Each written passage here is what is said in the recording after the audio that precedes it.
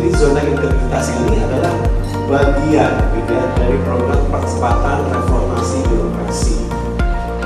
Jadi reformasi birokrasi ini ada 4 milestone.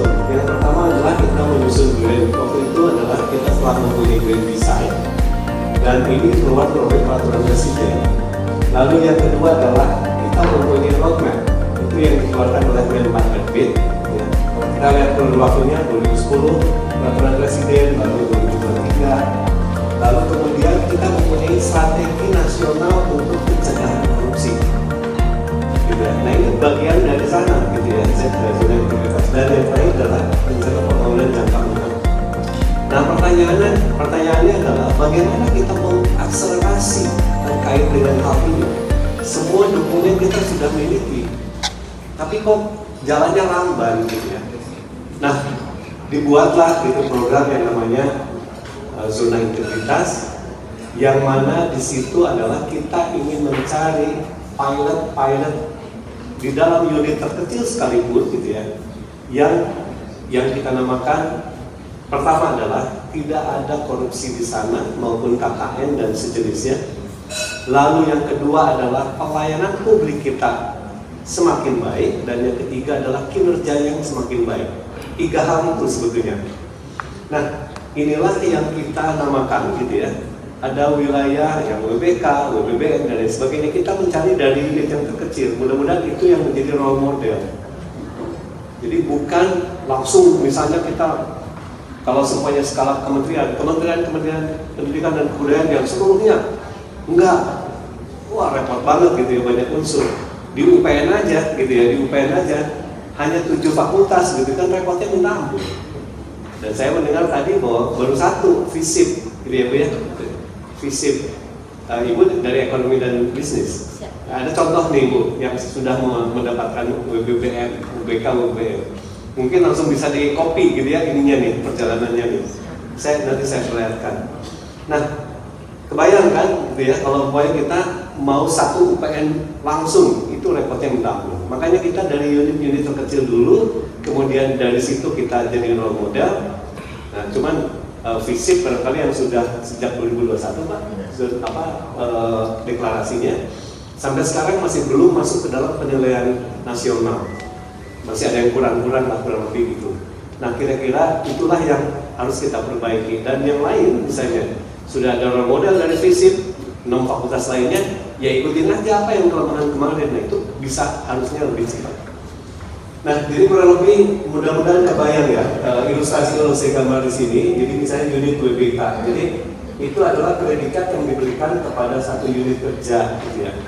Yang mana di situ kita akan melihat indikasi bebas dari korupsi, lalu kemudian pelayanan publik yang prima, dan juga kinerja yang baik. Itu masih dalam 1 wilayah.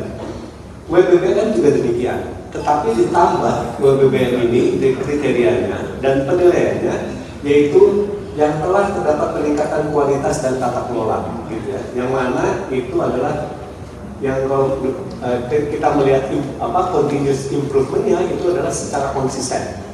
Itu bedanya. Jadi dari sisi kriteria penilaiannya pun ada beda.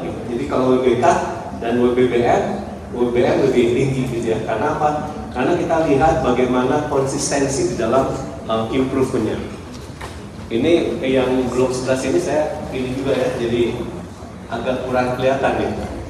Sebetulnya kalau di sini semua enak deh, segini aja Bu. Di sini maksudnya. Cuman sayangnya pelanginya di sini. Jadi Bapak ngelihat dan Ibu ya begitu. Ada di monitornya enggak? Oh saya ada di monitor situ. Alhamdulillah. Soalnya nanti saya begini dan nggak kelihatan gitu. Oke ya.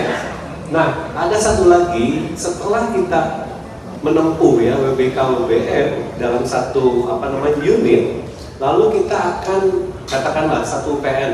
Jadi adalah sebuah kawasan nantinya.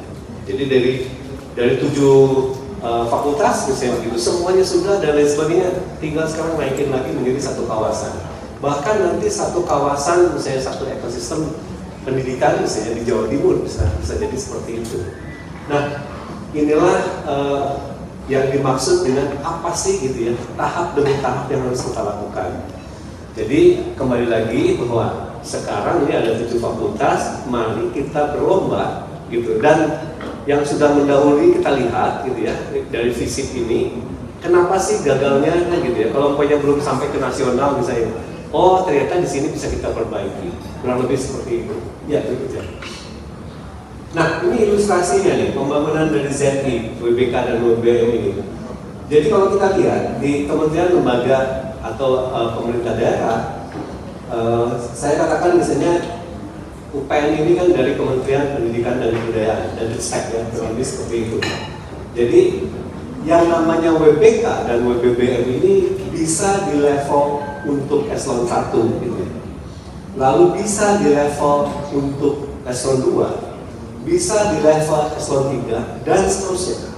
Jadi kalau kita ibaratkan, yang kita akan cari adalah dari unit-unit terkecil pun gitu ya, itu sangat memungkinkan kita bangun zona integritas menuju WBK dan WBBM gitu. Karena nanti at the end bahwa itu semuanya akan kita menjadi akumulasi, gabungan gitu ya. Tapi untuk lebih mempermudah adalah seperti ini. Nah, yang penting di sini adalah unit WBK dan WBBM ini diharapkan menjadi unit percontohan yang dapat menyebarkan virus-virus kebaikan, kurang lebih gitu ya. Khususnya dalam membangun budaya berintegritas dan budaya pelayanan prima. Dan tentunya setelah ini pastinya bahwa kita ingin bagaimana kinerja unit organisasi tersebut juga akan lebih baik. Nah, ini barangkali ilustrasi gitu ya, kenapa kita duduk sama-sama di sini. Ada 7 fakultas yang memang akan bergerak di sana. Ya, berikutnya. Nah, Bapak Ibu sekalian, kita lihat secara nasional ya. Jadi supaya positioning kita paham ada di mana. Secara nasional, usulan terkait dengan zona integritas ini itu dari awal 2014 sampai dengan 2021 itu melesat seperti itu, meningkat banget. Jadi banyak yang ngusulin unit-unit yang ingin gitu ya, bahwa oke, saya akan berkontribusi ingin mendeklarasikan sebagai WBK atau bahkan WBBM. Itu sampai 4.397.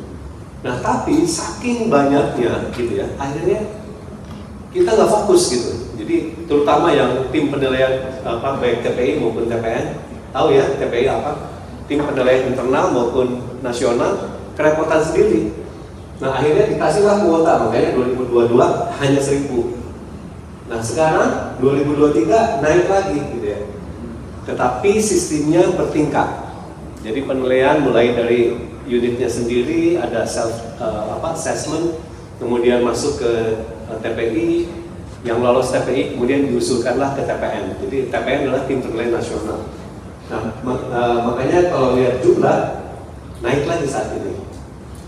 Nah juga yang namanya ZI ini gitu ya, ada yang kita khususkan juga. Jadi misalnya untuk mendorong investasi, maka ZI kawasan di pelabuhan bandara ini jadi penting.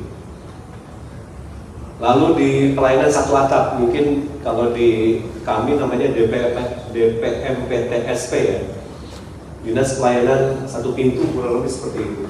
Karena apa? Karena cukup signifikan kalau itu dibenahi. Karena semua di sana izin-izin ada. Jadi izin-izin ada, misalnya kita, itu kan pintunya kita, pintunya Jawa Timur, misalnya kita ke DPMPTSP ya, pelayanan satu pintunya di Jawa Timur, perizinan, kemudian di sana orangnya berintegritas, kan mereka deal dengan para pengusaha, dengan siapapun juga.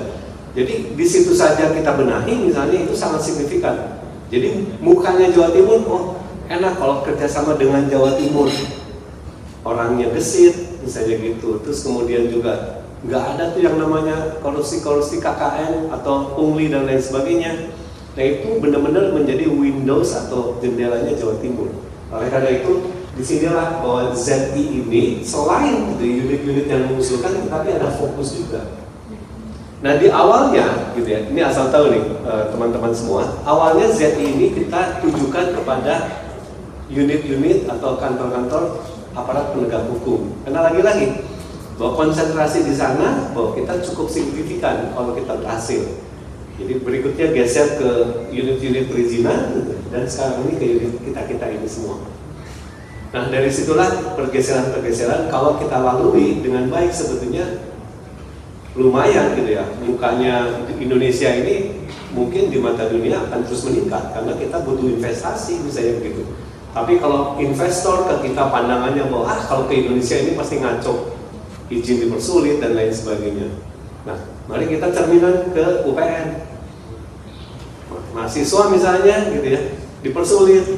Mahasiswa mau sidang bisa suruh bawa kue, misalnya begitu. Mau bimbingan dengan para dosen harus ini, harus itu. Apalagi sekarang misalnya yang paling kena hantam kan terkait dengan masalah spesialis, dokter spesialis kan seperti itu. Nah, lalu kalau seumpamanya udah image-nya seperti itu, lalu siapa yang ingin berminat gitu ya kurang lebihnya untuk masuk di sini kalau semuanya bahwa isinya adalah terkait dengan hal seperti itu. Nah inilah sebetulnya cerminan kecil gitu ya yang memang kita butuh itu di Indonesia untuk yang namanya zona integritas itu. Ya. Nah, mari Bapak dan Ibu sekalian kita lihat nih ya. Saya tadi menantang ke Pak Warek dan Pak Agus. Pak Warek, Pak Agus, saya melihat dari data, kok nggak ada sebenarnya ini UPN sudah gitu. Padahal UPN kan sudah katanya zona integritas ya. Nah ternyata ini adalah yang dilanjutkan. Jadi satu step setelah kita di internal, gitu ya. Kan ini kita penilaian ini kan bertingkat kan. Mungkin di UPN sendiri melakukan penilaian self assessment ya, penilaian mandirinya. Lalu setelah itu di TPI-nya, mungkin yang dari Kementerian Pendidikan Kebudayaan dan Ristek. Ya kami sudah lolos yang kementerian. Nah kementerian. Setelah itu diusulkan ke Kementerian ke TPN, yang mana di situ adalah yang menjadi leading sektornya di Kementerian Pan-RB gitu ya. Nah ternyata yang kita lihat di sini yang masuk adalah kurang lebih baru 9, mulai dari USU, Fakultas Keperawatan, Undip untuk Fakultas Teknik, kemudian Politeknik Bandung, kemudian Politeknik Negeri Batam, UGM Fakultas Teknik, lalu Brawijaya Fakultas Teknologi Pertanian. Nah, ada yang mirip nih Bu Endang di jurusan ini. Fakultas Ekonomi dan Bisnis Universitas Pajajaran, kemudian Fakultas Masyarakat untuk Universitas Indonesia dan Politeknik Negeri Bandung. Mungkin Bu Endang undang saya ngelihat di sini Bandung banyak ya, gitu ya, dari Fakultas Polman Bandung, kemudian Politeknik Negeri Bandung, Universitas Pajajaran, gitu ya. Jadi nggak salah Bu, 93-nya ada di Bandung semua itu. Nah, belum lagi kalau kita melihat Pemda Provinsi Jawa Barat tuh banyak banget gitu. Nah, jadi gitu, kalau kami menginginkan kita duduk-duduk sini gitu ya, supaya berdampak.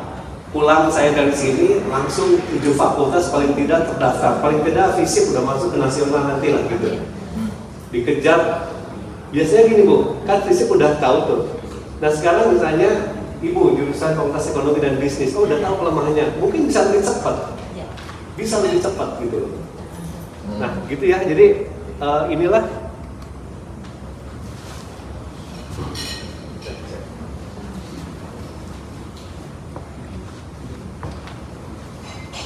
Ya, saya yakin pasti bisa lebih cepat. Apalagi misalnya di sini saya perhatikan Bu ya, ini gabungan nih, mix antara generasi millennials dan generasi X di sini. Harusnya lebih cepat nih.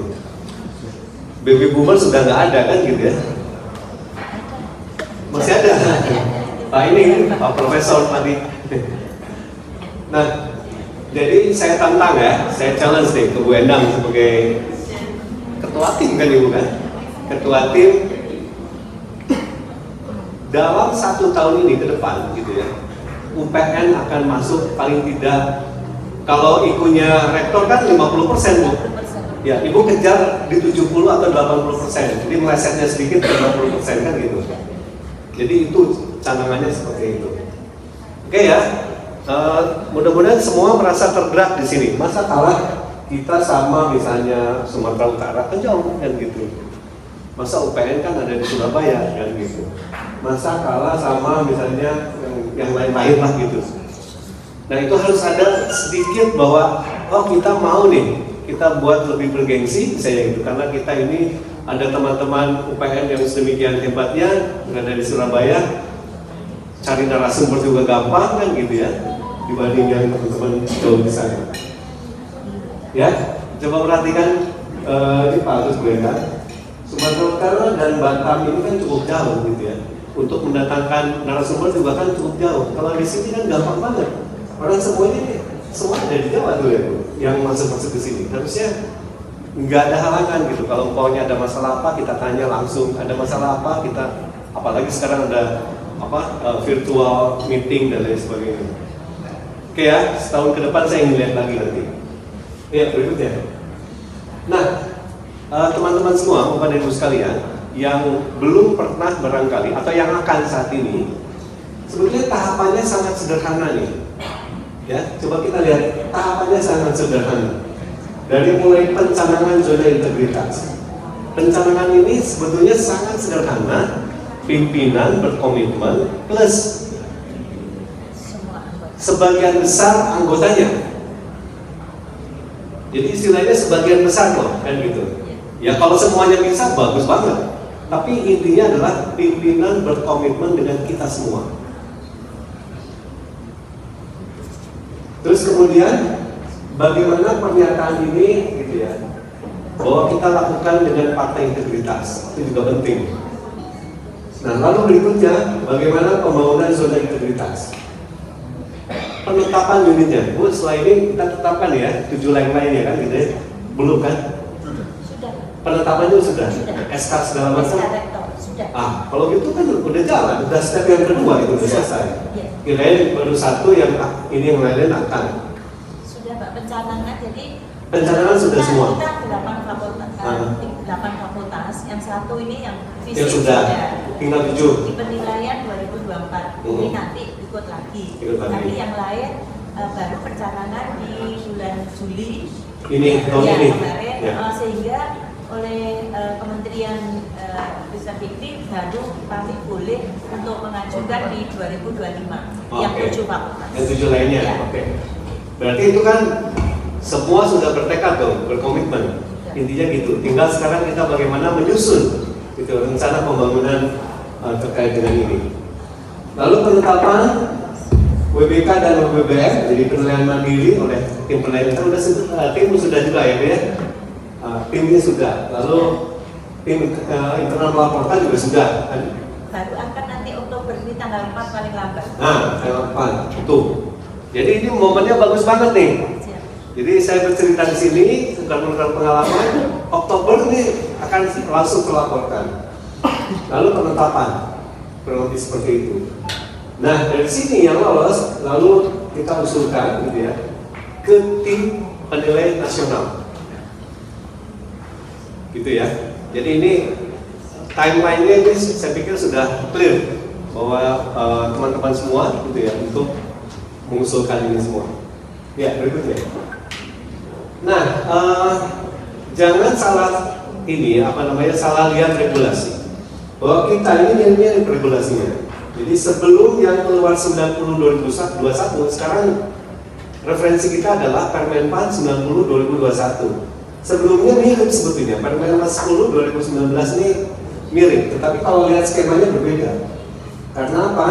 Jadi, karena kalau yang dulu ini seolah-olah ini adalah bagian dari yang menaungi dari 4 perubahan ini. Tapi sekarang justru area pengungkit ini ada 6 perubahan secara langsung. Dari mulai manajemen perubahan, lalu pelayanan publik, lalu penguatan pengawasan, akuntabilitas kinerja, lalu manajemen SDM, dan satu lagi adalah terkait dengan penataan tata laksana. Nah, dari ke-6 area ini, area pengungkit ini, itu ada 2, gitu ya. Satu untuk pemenuhan penilaiannya dan reform. Masing-masing punya bobot. Jadi kalau kita lihat di sini dari gabungan ini adalah untuk komponen pengungkit ini hampir sama ya, masih sama dengan yang lama. Itu 60% komponen pengungkit. Nah, untuk pemenuhan, penilaian pemenuhan dan reform itu 50-50. Gitu ya, nanti takutnya salah hitung nanti. Nah kemudian itu adalah komponen pemungkin dan berikutnya adalah komponen hasil. Nah komponen hasil ini adalah 40%. Yang mana ini ada dua faktor. Yang pertama adalah unsur pemerintahan yang bersih dan akuntabel, dan satu lagi adalah pelayanan publik yang prima. Nah kemudian ini yang memang nggak bisa apa-apa kita, karena ini penilaian pertama adalah persepsi melalui hasil survei anti korupsi. Jadi kalau umpamanya kita di UPN ya, nanti kan ada yang survei nih di UPN, kira-kira apa nih persepsi kita kan gitu. Dan bisa jadi yang survei kan ke mana-mana ini, ke mahasiswa. Pas kebenaran ada mahasiswa yang mungkin benar kena gitu ya. Saya harus bawa ini, harus bawa itu. Bisa jadi bahwa UPN masih enggak gitu. Nah makanya yang saya bilang bahwa di sini benar-benar harus kita hati-hati gitu ya, karena meleset sedikit persepsi ini bisa jadi beda. Lalu satu lagi adalah capaian kinerja. Nah yang pelayanan publik yang prima itu pun melalui hasil survei juga, pelayanan publik. Benar nggak sih di UPN ini cepat apa enggak? Benar nggak sih di UPN ini proaktif apa enggak? Jadi kalau umpamanya yang namanya persepsi di sini, dan ini bukan dilakukan oleh sendiri loh ya, persepsi ini dari BPS, clearance-nya macam-macam tuh, dari BPS, dari yang mungkin ombudsman nanti dan lain sebagainya. Jadi bukan dilakukan oleh internal UPN lalu kita rekayasa, nggak bisa. Ini eksternal ini semua. Nah oleh karena itu kalau seumpamanya dua ini, artinya rata-rata nih penyakitnya ya, dua ini masalah gitu loh, yang jadinya bahwa kita gagal lagi gitu untuk maju ke tahap berikutnya gara-gara dua ini. Nah jadi kalau kita melihat memang ini sangat komprehensif Bapak dan Ibu sekalian gitu ya, untuk menilai zona integritas gitu ya menuju WBK dan WBBM ini. Ya berikutnya. Nah ini adalah syarat pengajuan dari WBK dan WBBM. Jadi kalau UPN ini karena di bawah kementerian, kita benar-benar ininya nggak turun Bu. Jadi indeks reformasi birokrasi minimal CC untuk pemerintah daerah. Nah kalau Ibu ini berada di sini nih. Jadi kalau pemerintah daerah ini kan agak lebar gitu ya ininya perbedaannya. Jadi mau nggak mau indeks RB-nya minimal B. UPN berapa? Udah dapat? Indeks RB-nya dihitung nggak? 78. Masuk apa itu? B ya? A? Sudah A. A itu di atas 80 tuh. Indeks RB kita belum 78 masih. Ya, oke. Tapi ini hati-hati karena ini pembacaannya Bapak dan Ibu sekalian, ini mudah-mudahan sudah familiar ya. Jadi yang di dulu, jadi syaratnya gitu ya, untuk tingkat instansi pemerintah dan satu lagi untuk tingkat unit kerja dan satuan kerja. Kemudian yang tabel yang berikutnya itu adalah untuk menuju WBK. Kemudian yang kolom berikutnya jadi kolom yang tengah adalah menuju WBK dan kolom berikutnya adalah menuju WBBM. Nah WBBM ini gitu ya, itu syaratnya lebih ketat lagi dan juga secara nilai itu lebih tinggi. Jadi kita ini nih gitu ya, jangan dulu dilihat, tapi lihatlah yang tengah dulu konsentrasi. Karena untuk menuju di sini minimum 1 tahun kita melakukan yang tengah ini, gitu ya. Jadi jangan misalnya kita walaupun kita membeli saya berdialog nih. Jadi walaupun kita nilainya di sini, tetapi belum di sini nggak bisa skip loncat ke sini. Jadi kita masih tetap yang tengah dulu, yang WBK dulu. Nah di sini barangkali ada yang ditanyakan nggak? Kira-kira apa sih peristilahan yang ada di WBK ini? Tapi mudah-mudahan sudah paham semua ya. Jadi sakit udah tahu semua ya. Dapat apa di sini? Sakitnya, oke keren, lewat kan itu berarti nggak masalah. Indeks RB-nya mudah-mudahan juga udah lewat. Kemudian level maturitasnya udah pernah? SPP apa? Oh, oke juga itu masuk maturity-nya level 3 ya berarti. Ya. Berarti ini semua untuk 7 fakultas lainnya sama? Atau cuma ibu aja? Ibu fakultas apa? Satu universitas. Oke.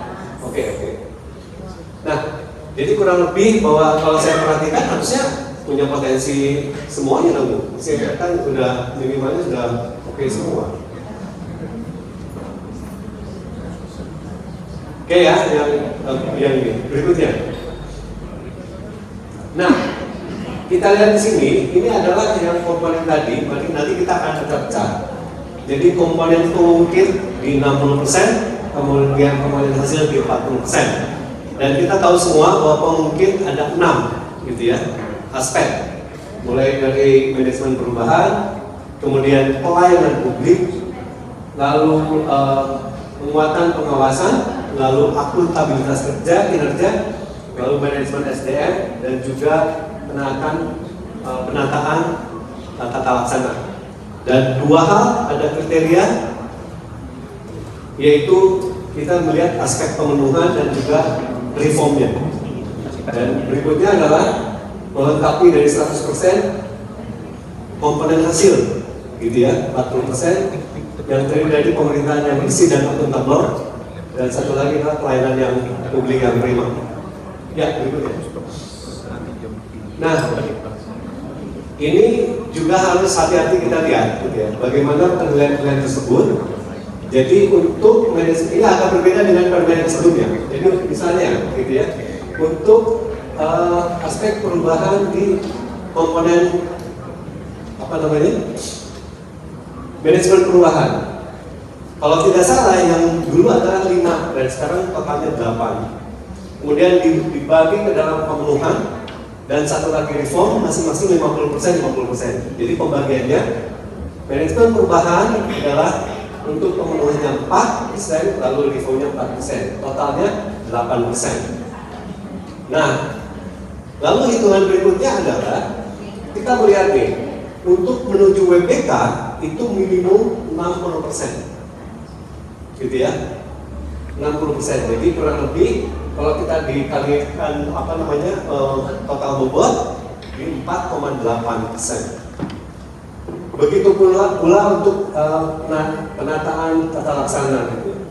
Bobotnya 7, lalu kemudian SDM 10, akuntabilitas 10, lalu penguatan pengawasan 15, dan pelayanan publik 10.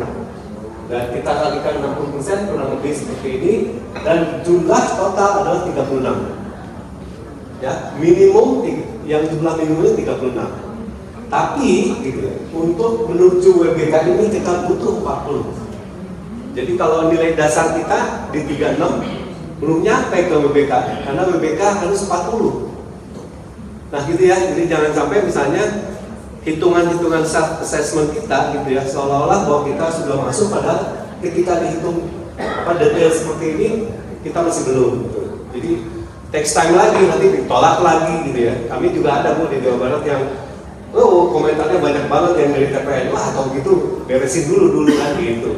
Jadi jangan sampai ngulang, kan waktu bolak-balik tuh kan, di respon surat seperti itu.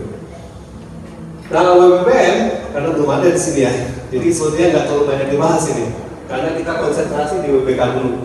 Kecuali misalnya FISIP sudah WBK gitu ya sebetulnya, kemudian menuju ke sini baru tabel ini kita bahas. Oke ya, clear teman-teman semua. Jadi ini dari 7 fakultas lainnya gitu ya. Mudah-mudahan kebayang, langsung sekarang ketangkap. 8 tuh dengan ini, dengan FISIP. Kan FISIP udah duluan, kan gitu ceritanya gitu. Jadi yang 7 ini kan akan berangkat mengejar FISIP kurang lebih gitu. Atau enggak FISIP mengejar ke WBK kurang lebih gitu ya, secara nasional. Oke, 8 fakultas. Nah, kalau kita lihat di sini, berarti Bapak dan Ibu sekalian gitu ya, mudah-mudahan sekarang baru kebayang. Kalau cuman gini aja, harusnya dapat deh saya kan gitu. Kan punya feeling dong gitu ya, harusnya dapat. Nah, mudah-mudahan seperti itu. Ya, berikutnya. Nah, sebetulnya ini saya hanya membandingkan yang namanya reformasi birokrasi dengan zona integritas menuju WBK UBM kurang lebih agak jauh beda, gitu ya. Cuman ada beberapa yang misalnya gini, kalau di reformasi birokrasi ada 8 area perubahan. Kalau di zona integritas menuju WBK UBM itu ada 6 area perubahan atau 6 area. Kemudian juga, nah ini dua bedanya di sini nih, RB nih, di organisasi sama peraturan perundang-undangan. Lalu di hasil itu pun kalau kita lihat mirip-mirip kurang lebih gitu. Tapi sudah ini lebih spesifik yang sudah dikeluarkan melalui Permen 90. Ya, berikutnya. Nah kemudian pengisian LKN sudah pernah semua ngisi LKN nih? Belum, Pak. Nanti mau latihan. Oh nanti lagi mau latihan. Sebetulnya banyak sih ya, gitu ya. Jadi ada indikatornya 127. Tapi sebetulnya ada 3 hal loh nanti konsentrasinya gitu ya. Yaitu di kinerja, kemudian pelayanan publik, satu lagi di bebas dari korupsi, kurang lebih seperti itu. Nah pengisiannya sebetulnya nggak susah-susah amat gitu ya. Misalnya untuk pemungkin, jadi ada pilihan ya dan tidak. Lalu kemudian ada juga pilihan, ada ABC, ada pilihan ABCD, ada pilihan ABCD gitu ya. Ada juga sih yang memang harus diceritakan secara langsung. Nah kemudian untuk hasil, kelompok hasil itu ada survei eksternal. Nah ini yang sebetulnya yang banyak nggak bisa kita kontrol oleh kita gitu ya, karena hasil survei eksternal adalah yaitu udah mau nggak mau bahwa kita udah nggak bisa intervensi di situ. Kurang lebihnya demikian gitu ya. Jadi sekali lagi kalau kita melihat nanti formnya juga ada, kita tinggal lihat, pilihan-pilihan setiap relatif nggak sulit-sulit amat, walaupun ada juga yang harus diisi langsung. Tapi untuk hasil survei eksternal ini benar-benar mencerminkan bagaimana orang gitu ya memandang terhadap apa yang sudah kita lakukan, oke apa enggak oke, kurang lebihnya demikian. Ya. Nah kemudian kita lihat di sini bagaimana kriteria penetapan WBK UBM. Jadi untuk WBK nilai total kita harus 75. Nah untuk WBM yang kita nggak akan terlalu bahas di sini itu tentu saja 85. Tapi syaratnya memang balik lagi harus mulai dari yang berpredikat WBK, jadi nggak bisa loncat. Nah kemudian juga di sini yang saya lihat, yang saya juga highlight di sini, ini kaitan dengan hasil survei persepsi ini gitu sebetulnya. Kalau yang lainnya, kalau sepanjang yang bisa kontrol, sebetulnya kita punya potensi bisa dilakukan harus, jadi bisa kita selesaikan dengan baik. Nah clearance ini kan juga ada dari KPK, dari Polri, juga dari BIN, Badan Intelligence. Jadi ini agak sebetulnya kalau BN kenal semua ini ya Pak. Jadi seharusnya kalau saya melihat harusnya punya potensi yang bagus, relasi yang bagus, lebih gitu. Ya berikutnya. Nah kemudian ini komponen survei, barangkali itu juga harus diperhatikan. Jadi komponen survei ini adalah misalnya untuk persepsi kepuasan pelayanan publik. Itu mulai dari dilihat tuh apa istilahnya yang pertanyaan-pertanyaan yang akan ditanyakan. Bagaimana kemudahan prosedur? Jadi kalau semuanya menurut yang disurvei gitu ya, bahwa prosedurnya berbelit-belit, ya kita nggak bisa apa-apa juga. Tetapi oleh karena itu bahwa yang kita upayakan gimana supaya persepsi orang prosedur yang kita lakukan adalah sudah tidak berbelit. Caranya apa? Nah, caranya kalau kami Bu yang kita lakukan ya digitalisasi satu-satunya. Misalnya sekarang kami membayar pajak kendaraan bermotor gitu ya, itu langsung dari HP itu udah selesai. Misalnya di Jawa dan Jawa Timur juga harusnya kan seperti itu. Misalnya, lalu kesesuaian persyaratan, lalu kesesuaian biaya, lalu kesesuaian waktu, kemampuan petugas. Nah petugas juga sama. Udah bagus semuanya, petugasnya misalnya nggak terlalu gesit atau lamban dan lain sebagainya, kena juga. Lalu kejelasan informasi, jadi maklumat kita nih nggak jelas misalnya seperti itu, masalah juga. Lalu kualitas sarpras dan juga layanan konsultasi dan pengaduan. Lalu untuk persepsi anti korupsi, apakah ada diskriminasi apa enggak? Jadi misalnya saya nggak tahu di sini ya, misalnya untuk dari luar Surabaya atau di luar Jawa Timur atau di luar UPN misalnya begitu. Kira-kira dilayaninya sama apa enggak gitu ya, kurang lebih seperti itu. Kemudian layanan di luar prosedur apa ada apa enggak misalnya. Lalu permintaan pemberian imbalan. Jadi ini yang seperti ini, makanya yang kita dokter spesialis ini kan, wah itu kalau umpamanya seperti itu dan sekarang persepsi itu adalah muncul secara masif, nah itu udah pasti batal. Kemudian pungli dan juga calon. Nah jadi kalau seumpamanya kita masih menemukan hal-hal seperti ini di lingkungan kita, artinya memang kita cukup berat gitu ya untuk kita melangkah ke sampai WBK aja itu udah cukup berat gitu ya. Ya, gitu ya. Nah kita lihat sekarang komponen pemungkit sendiri, kita lihat. Nah yang pertama untuk manajemen perubahan, jadi tujuannya adalah seperti apa? Jadi untuk mentransformasi sistem dan mekanisme kerja organisasi serta pola pikir, ini yang penting gitu ya, dan culture set di sini. Nah pemenuhannya apa? Jadi teman-teman bapak dan ibu sekalian, jadi yang pertama adalah kalau kita melihat manajemen kinerja perubahan, kita buktinya adalah tim kerja ZI-nya ada apa enggak? Dokumen perencana pembangunan ZI-nya ada apa enggak? Dokumen pemantauan dan evaluasi ZI-nya ada atau enggak? Kemudian perubahan pola pikir dan budaya kerja itu dibuktikan dengan apa gitu ya? Dan itu semua harus ada. Lalu reform, ada enggak komitmen dalam perubahan? Ada enggak komitmen pimpinan? Ada enggak membangun budaya kerja kita? Jadi sebetulnya pembacaannya sudah cukup clear gitu ya, bahwa tinggal bagaimana bahwa ini semua diperlengkapi dengan evidennya.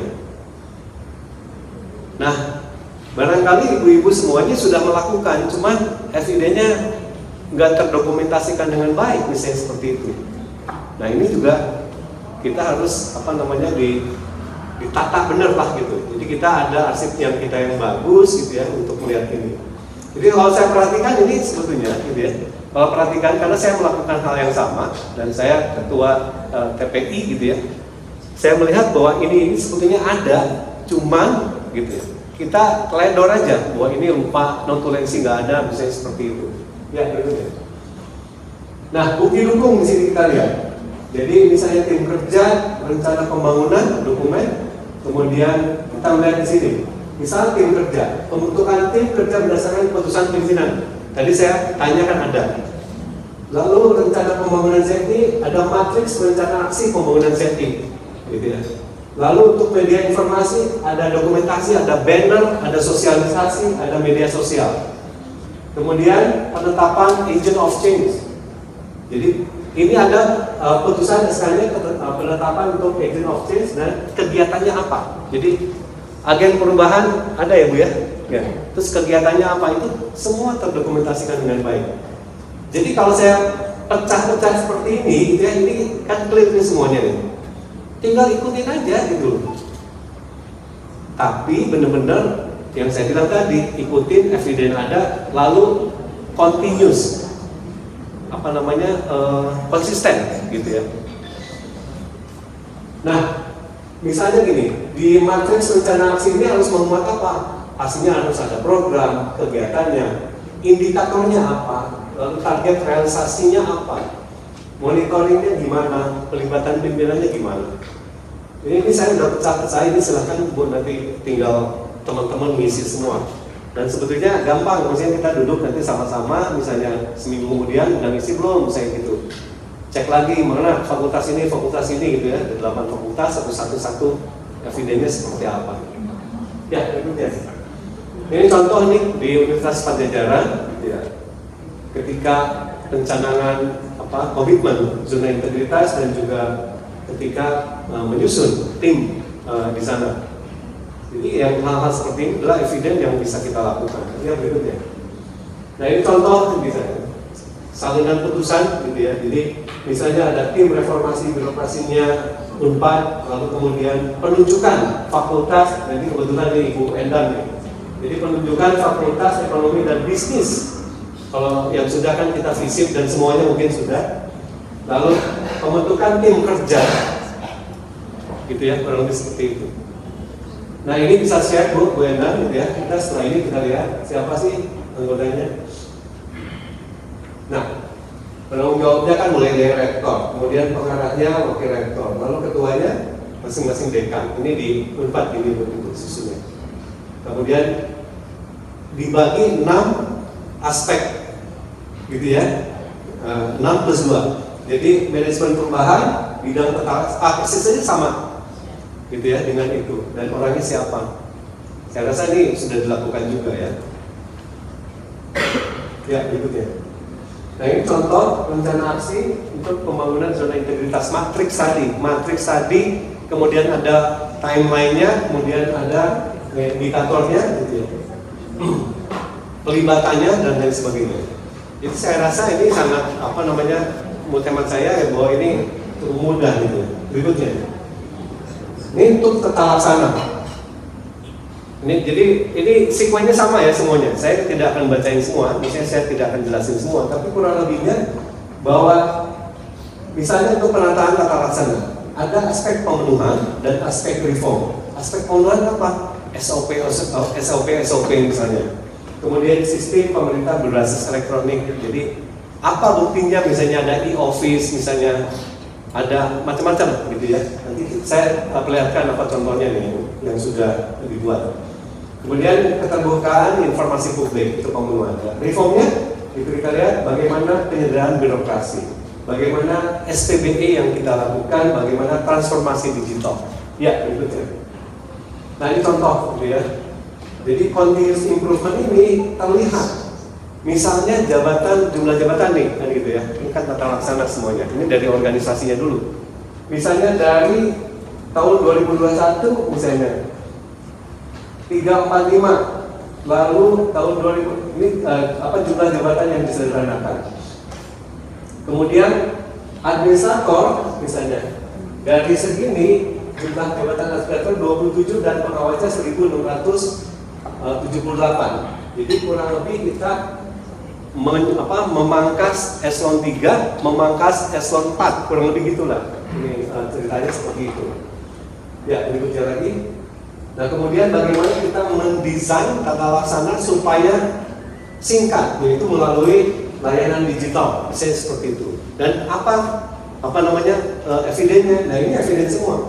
Bahwa misalnya di kami dibuat layanan digital, satu adalah untuk government dan satu lagi adalah untuk masyarakat. Nah, ini semua ada buktinya dan bagaimana interoperability-nya. Jadi kalau kita bicara sistem pemerintahan berbasis elektronik, akhirnya adalah seperti ini. Nah, sama pasti gitu ya. Apakah di UPN ini mempunyai interoperability misalnya dari rektorat kemudian ke fakultas-fakultas seperti itu, dan itu semua sistemnya sudah digital, jadi gampang. Jadi nggak ada istilah misalnya satu anak selalu diminta untuk akte kelahiran gitu. Ketika masuk ke sini diminta lagi atau KTP misalnya gitu. Kita sekali saja KTP itu udah langsung nyambung kemana-mana. Nah kurang lebih seperti itu dan di sini kita lakukan. Ya berikutnya. Nah bukti dukung unit untuk KTPI tata laksana sama nih. Jadi misalnya peta proses bisnis unit kerja, gambaran proses unit kerjanya kayak apa. SOP unit kerja, laporan evaluasi updating SOP-nya kayak apa. Dan ini semua adalah bukti-bukti dukung gitu ya untuk terkait dengan di area tata laksana ini. Ya berikutnya. Nah SDM, saya cuma sampai sini ya. Yang lain-lainnya saya rasa nanti tinggal lihat karena sama flow-nya. Jadi SDM ini misalnya pemenuhannya dari perencanaan kebutuhan, dari pola mutasi internal, lalu pengembangan pegawai berbasis kompetensi, lalu penetapan kinerja individu. Lalu reformnya, bagaimana kinerja individu, bagaimana asesmen pegawai, bagaimana pelanggaran disiplin pegawai diminimalisasikan. Kita lihat. Nih, ini adalah bagaimana bukti dukungnya. Kita lihat. Jadi peta jabatan ada. Kalau kita bicara perencanaan kebutuhan pegawai, berarti kita harus tahu peta rencana pegawai kita kayak apa, peta jabatan kita. Misalnya di UPN, di jurusan ekonomi dan bisnis misalnya, di sana ada Jurusan ya dia atau apa. Sebetulnya dia memerlukan dosen berapa, teknik berapa, itu kan ada petanya semuanya. Nah ini adalah merupakan eviden dari perencanaan kebutuhan pegawai. Kalau kita misalnya perencanaan kebutuhan pegawai tetapi tidak ada peta jabatan, apanya yang akan kita rencanakan misalnya begitu. Jadi berapa dosen yang kita butuhkan, dosen apa spesialisasinya misalnya gitu. Teknik yang dibutuhkan apa. Nah, itu dengan peta jabatan kita akan terlihat. Lalu model kinerja pegawai. Lalu yang kedua adalah pola mutasi pegawai. SK mutasi pegawainya gimana? Kenapa? Misalnya dia mutasi karena apa? Dan seterusnya. Ya, berikutnya. Nah ini contoh, gitu ya. Ini contoh bahwa ini adalah eviden bagaimana kita membuat sebuah ekosistem digital gitu, untuk manajemen kepegawaian. Jadi mulai database kepegawaian. Jadi sekali lagi misalnya nih di Pemprov Jawa Barat. Jadi sekarang pegawai udah nggak diminta lagi, gitu ya, yang namanya KTP, misalnya akte kelahiran dan lain sebagainya. Kalau sudah mas atau ijazah kita dan lain sebagainya, kalau sudah masuk database kepegawaian, udah ngalir semuanya. Jadi itu akan terhubung misalnya ke absensi, ke kinerja, ke assessment center, kemudian ke manajemen talenta, itu udah ngalir semuanya. Termasuk ke perencanaan pegawai. Jadi kalau kita bicara perencanaan pegawai, itu udah otomatis kita sudah punya peta jabatan dan lain sebagainya. Termasuk ke dalam pengembangan kompetensinya. Jadi capacity buildingnya seperti apa. Ya. Nah, kemudian kita lihat lagi ini adalah bagaimana continuous improvement-nya, gitu ya. Jadi dari sini kita data-data tadi, kemudian kita lihat lagi kepentingannya untuk apa. Jadi kalau kita bicara di sini adalah untuk manajemen talenta, misalnya begitu. Manajemen talenta itu kita butuh data banyak, ya, data macam-macam, termasuk hukuman disiplin dan lain sebagainya. Nah kalau seumpamanya kita, gitu ya, minta lagi gitu ya, ini yang menyebabkan nggak praktis. Nah, sedangkan ini dengan digitalisasi ini beres semuanya. Jadi kalau kita bicara tata laksana, susah diantaranya adalah seperti itu, ya. Dan tata laksana, kemudian manajemen SDM itu sudah terjawab semuanya. Nah, akuntabilitas, bagaimana aspek pemenuhan adalah keterlibatan pimpinan seperti apa, lalu pengelolaan akuntabilitas kerja kayak apa. Ya. Nah, bukti dukungnya seperti ini.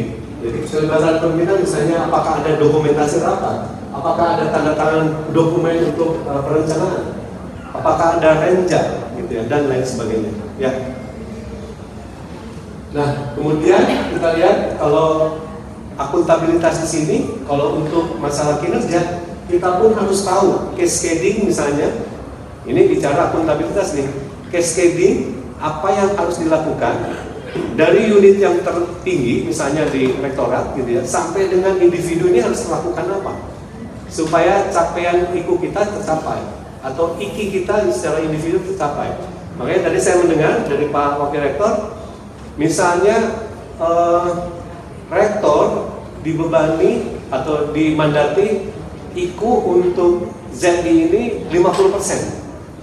Nah, kalau 50% harusnya dipecah, Bu, misalnya di cascade oleh kita semua. Berarti untuk mendukung rektor harus mencapai IKU-nya 50% ZI, lalu semua harus ngerjain apa dan sampai dekat ke individu. Nah, inilah yang akuntabilitas yang diantaranya seperti ini. Nah, sekaligus menjawab tata laksana, Bu. Ini misal di kami case di Pemprov Jawa Barat, kami membuatkan aplikasi, gitu ya, cascading dari harus rektor ngerjain apa sampai ke level individu. Dan itu tidak boleh lagi disalin-salin. Jadi kalau sudah kita sepakat, gitu ya, siapa mengerjakan apa, itu sudah masuk ke dalam gadget kita, ke HP kita tuh. Karena semua dalam genggaman ini, semua sudah ada aplikasinya. Jadi kalau ada misalnya satu IKU nggak kecapai, rektor, siapa yang tidak melakukan itu ketahuan, Bu. Dan itulah bentuk akuntabilitas, kamu yang mengerjain soalnya. Itu ke level individu semua. Dan kurang lebih seperti ini flow-nya. Nah, lagi-lagi bahwa kenapa kita mencapai selalu nilai tinggi gitu ya. Karena memang semuanya dibuktikan dengan eviden gitu ya, dan dibuktikan digitalisasi ini itu langsung menjawab mungkin 4 aspek, Bu. Bisa SDM-nya, bisa akuntabilitasnya, bisa tata laksananya, itu langsung terjawab dalam satu mekanisme ini. Nah, tinggal itu juga sama di sini. Kalau kita melakukan ini berarti kita bisa menjawab untuk aspek-aspek ke 6 aspek lebih bagus lagi, misalnya seperti itu. Ya. Nah, ini cascading dan bisa kita tracking siapa yang tidak mengerjakan. Ya, berikutnya. Nah, ini rapor untuk perangkat daerah yang berkala. Jadi setiap triwulan kita pun ngecek gitu ya, mana yang saat ini belum mencapai kinerjanya dan ini berpotensi untuk bisa tidak mencapai kinerja gubernur, misalnya seperti itu. Sama, Bu. Saya melihat di Unpad juga sistemnya hampir sama. Ya. Dan yang kelima adalah pengawasan. Jadi pengawasan ini adalah mulai dari bukti gratifikasi, penerapan SPIP, kemudian pengaduan masyarakat, itu semua eviden itu harus ada. Termasuk reformnya apa, misalnya mekanisme pengendalian aktivitas utama dan seterusnya. Ya. Bukti dukungnya kalau kita lihat di sini, misalnya pengendalian gratifikasi. Apakah ada dokumentasi public campaign baik secara offline maupun online? Ini kan sebetulnya sederhana ya, Bu ya, misalnya gitu. Jadi kan kalau pengendalian gratifikasi, ada nggak sih peringatan-peringatan yang dibuat kurang lebihnya seperti itu? Lalu dokumentasi pelaporan gratifikasi ada nggak? Nah, Bapak dan Ibu sekalian barangkali pernah nggak gini ya? Kita dikasih misalnya ada yang memberikan, misalnya UPN kasih ke saya lah, misalnya di Jakarta misalnya gitu. Ada hubungannya dengan jabatan. Nah, di KPK itu ada khusus. Jadi kalau seumpamanya kita dikasih sesuatu yang kita nilai bahwa ini adalah masuk kelompok gratifikasi, kita kasihin lagi ke KPK. Nih, saya dikasih ini. Jadi itu udah udah kita kembalikan ke KPK. Tapi kalau saya lupa, dalam 20 hari gitu ya. Dalam 20 hari kita ngelapor, suatu saat kita ketahuan bahwa itu gratifikasi ke kita, kitanya yang ditahan. Kurang lebih gitu. Ya. Nah, ini misalnya evidennya program-program SPP kita, misalnya di inspektorat ini seperti ini. Ya, berikutnya. Nah, kerjasama dengan KPK, misalnya ini contoh-contoh eviden, ya, berikutnya. Nah, terakhir terkait dengan pelayanan publik, jadi mulai dari pemenuhan standar gimana, kemudian budaya pelayanan prima seperti apa, ya, kemudian pengelolaan pengaduan dan seterusnya.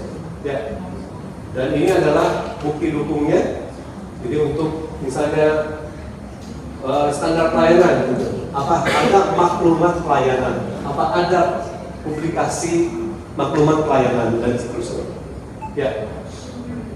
Nah, ini sebagai contoh bahwa ini pun, gitu ya, pelayanan publik pun bisa kita masuk dalam digitalisasi. Jadi ini contoh bagaimana warga yang masuk, dan kalau kita di UPN ini mahasiswa dan lain sebagainya, itu pun bisa menggunakan sistem digitalisasi ini. Ya, berikutnya. Jadi contoh bagaimana misalnya perizinan melalui elektronik dan lain sebagainya. Ya. Oke, berikutnya lagi. Nah, hasil komponen yang terakhir adalah kita lihat. Ini contoh bagaimana peningkatan gitu ya, hasil-hasil secara, kalau kita lihat ini, secara serius 2018 ke 2022 peningkatan yang namanya indeks reformasi birokrasi seperti apa? Ada terus gitu ya. Nah, ini ada korelasinya dengan apa yang kita perbaiki di komponen-komponen sebelumnya. Ya, gitu ya. Nah, ini pun sama, misalnya sakit gitu ya. Dan sakit salah satu syarat untuk masuk kita WBK gitu ya. Pun sama, kalau kita lihat tren kenaikan nilainya, ya berikutnya. Nah, ini juga sama terkait dengan capaian indeks pelayanan publik gitu ya. Jadi Bapak dan Ibu sekalian gitu ya, pasti ini ada korelasinya.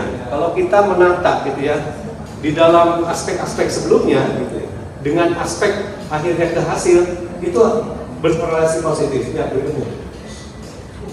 Nah, ini adalah syarat pengusulan untuk zona integritas yang tadi disampaikan. Jadi saya mengingatkan kembali bahwa ini merupakan kalau kita perhatikan tadi yang saya jelaskan itu sangat berkorelasi dan sebetulnya kalau sudah kita lakukan itu sangat mudah gitu ya, masuk di dalam UBK ini. Betul ya? Udah ini. Nah, poin penting pemenangan menuju UBK adalah 3 hal. Jadi ini yang dikonsentrasikan dinilai. Inovasi pelayanan, kemudian komitmen pimpinan dan manajemen risiko. Kurang lebih itu. Udah ya? Oke, udah. Nah, ini perlu diperhatikan ya. Ini banyak yang gagal nih Pak Agus ya. Pertama nih, LKE ini pengisian tadi tidak didukung bukti lengkap yang cukup maupun relevan, Brenda. Lalu hasil survei eksternal tidak memenuhi batas minimal yang indeks persepsi tadi, gitu ya. Baik korupsi maupun untuk pelayanan publik. Lalu inovasi yang dibangun menuju BBK atau BBM cenderung stagnan, tidak berkelanjutan. Yang sekali jadi tadi selesai membangun, sudah selesai. Lalu pemetaan risiko belum mencakup keseluruhan layanan utama. Lalu penerapan manajemen kinerja yang belum baik dan implementasi SPBE yang tadi jadi tidak berkelanjutan dan tidak atau belum mampu mendorong ke lebih yang efisien atau efektif. Saya rasa itu yang bisa dijelaskan dan sekali lagi bahwa saya seharusnya yakin ya, saya itu harusnya bisa gitu ya. Apalagi teman-teman semua gitu ya mengetahui dan clear benar gitu ya bahwa apa sih eviden yang harus kita siapkan. Lalu yang penting di sini adalah yang tadi bahwa kontinuitasnya ini yang harus kita jaga. Itu saya ucapkan terima kasih atas perhatiannya. Wabillahi taufiq wal hidayah. Assalamualaikum warahmatullahi wabarakatuh. Disampaikan paparan dari Pak Iwan Setiawan, saya kira benar-benar bisa menggugah ya semangat kita untuk kita bisa gitu ya. Dan kalau tadi disampaikan 50% IQ dari kementerian kepada Pak Rektor, ini sekarang di inspirasi DEPTI, yaitu sistem yang mewadahi untuk pelaporan zona integritas ini, itu kita baru tercapai 12%. Ya, 12% itu dari fisik. Nah, untuk sampai 50% itu diharapkan dari ZI masing-masing fakultas. Sehingga Bapak Ibu sekarang sudah menjadi paham begitu berapa ya mungkin semacam beban begitu ya, beban kinerja ZI dari masing-masing fakultas supaya kita mencapai 50% minimal, ya syukur-syukur bisa 60%. Saya kira begitu Bapak Ibu. Terima kasih, kita berikan aplaus dulu kepada Pak Iwan Setiawan yang sangat gamblang gitu ya, sangat rinci lengkap begitu untuk bagaimana selanjutnya nanti langkah dari Bapak Ibu tim ZI masing-masing fakultas. Terima kasih Pak Iwan, dan mohon berkenan untuk sekarang kita akan membuka diskusi sehingga Bapak nanti bisa menyampaikan jawaban begitu untuk memberikan gambaran yang lebih lengkap. Keingintahuan dari Bapak Ibu tim ZI fakultas ini kita akan bagi dalam 6 pertanyaan saja yang masing-masing mewakili area perubahan. Jadi Bapak Ibu nanti kalau ada mungkin dari fakultas apa gitu atau dari hadirin ini yang bertanya tentang area pembangunan SCM misalnya, maka nanti tidak lagi bertanya tentang yang SCM, mungkin bisa bertanya lagi untuk yang pelayanan publik seperti itu. Jadi sehingga 6 area itu nanti bisa ditanyakan.